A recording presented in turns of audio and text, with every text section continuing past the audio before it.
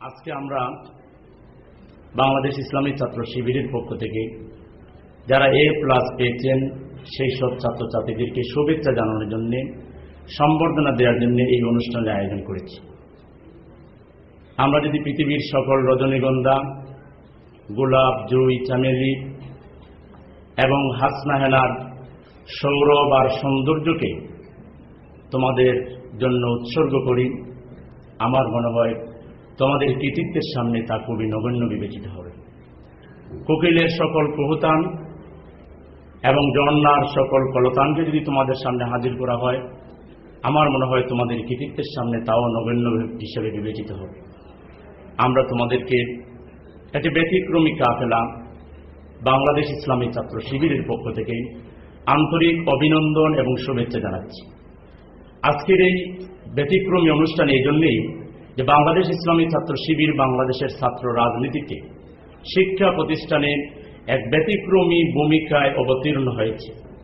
ছাত্র রাজনীতির নামে আমাদের দেশের মেধাবী ছাত্রছাত্রীরা যখন লাশ হয়ে মায়ের কোলে ফিরে যাচ্ছে, ছাত্র রাজনীতির নামে এক শ্রেণীর তথাকথিত ছাত্র নেতা যখন চাঁদাবাজি, টেন্ডারবাজি করে দেশের সর্বনাশ করে দিচ্ছে, তখন আমরা তোমাদের মেধার বিকাশের পাশাপাশি ছাত্র রাজনীতিকে মেধার আলোয় আলোকিত করার পাশাপাশি আমরা নৈতিকতার সমন্বয় ঘটিয়ে বাংলাদেশের ভবিষ্যৎ সৎ এবং যোগ্য নেতৃত্বের যে ক্রাইসিস, সেটি আমরা দূর করতে চাই। প্রিয় ছাত্রছাত্রী ভাই এবং বোনেরা, আজকে সারা বিশ্ব জুড়ে যখন অশান্তি, নৈরাজ্য, সন্ত্রাস, হানাহানি বিরাজিত, আমরা যদি একটু চিন্তা করি যে আজকের পৃথিবীকে বলা হচ্ছে গ্লোবাল ভিলেজ, পৃথিবী বিজ্ঞান এবং প্রযুক্তিতে, জ্ঞান এবং বিজ্ঞানে পৃথিবী আজকে শীর্ষে অবস্থান করছে।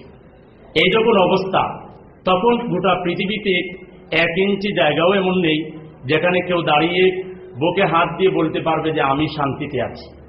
শান্তি নামক সোনার হরিণটি আজকে পৃথিবীর মানুষের ধরাছোঁয়ার অনেক বাইরে চলে গিয়েছে। কেন?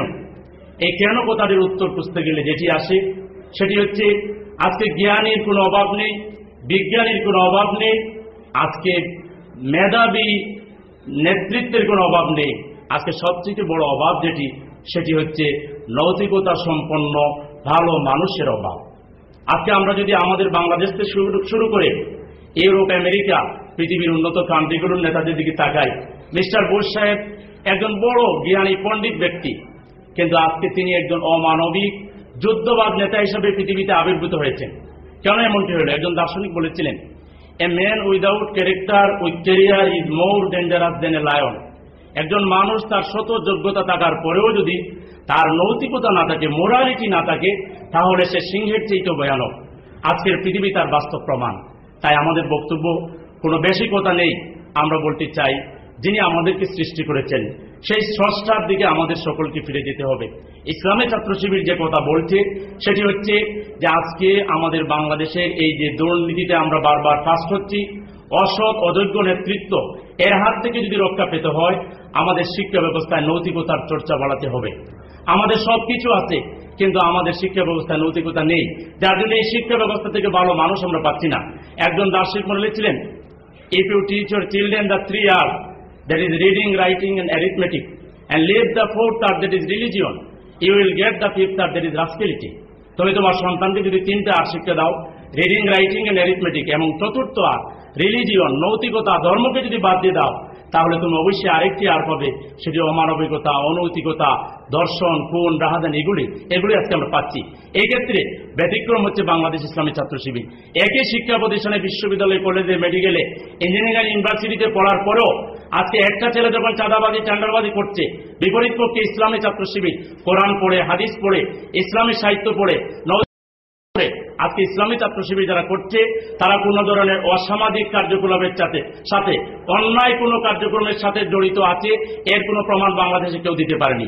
বহুবার বিভিন্ন সরকারগুলো বিভিন্ন ধরনের অপারেশন চালিয়েছে, তারা ইসলামী ছাত্র শিবিরের বিরুদ্ধে পত্র পত্রিকায় রড কাটা, সন্ত্রাসী ইত্যাদি ইত্যাদি অনেক কথাই বলা হয়, কিন্তু ইসলামী ছাত্র শিবিরের বিরুদ্ধে সন্ত্রাসের অভিযোগ এবং কোন ধরনের অনৈতিকতার অভিযোগ আজ পর্যন্ত কেউ প্রমাণ করতে পারেননি। বাংলাদেশের প্রায় 500 থানার মধ্যে কোথাও ইসলামী ছাত্র শিবিরের একজন নেতা কর্মীর বিরুদ্ধে সামান্যতম কোন রেপ কেস অথবা অসামাজিক কার্যকলাপের একটা জিডি এনটিও কে দেখাতে পারবেন না। ইসলামী ছাত্র শিবির এই কাজগুলো করার পাশাপাশি আজকে ছাত্র রাজনীতিকে আমরা মেধার আলো এবং নৈতিকতার আলোর সমন্বয়ে সুন্দর একটা সৃজনশীল ভূমিকা ছাত্র রাজনীতিতে আমরা গঠনমূলক উৎপাদনমুখী ছাত্র রাজনীতিকে আমরা মারামারি সন্ত্রাসের পরিবর্তে ইসলামী ছাত্র শিবির আজকে যে পরিমাণ গঠনমূলক ওয়ার্ক করে, আজকে আপনাদেরকে একটা বিজ্ঞানের বই দেওয়া হবে, understanding science series for SSC HSC student. এই বই বাংলাদেশের এসএসসি এবং এইচএসসি সিলেবাস ভিত্তিক বই আমরা করেছি, একাডেমিক কার্যক্রম।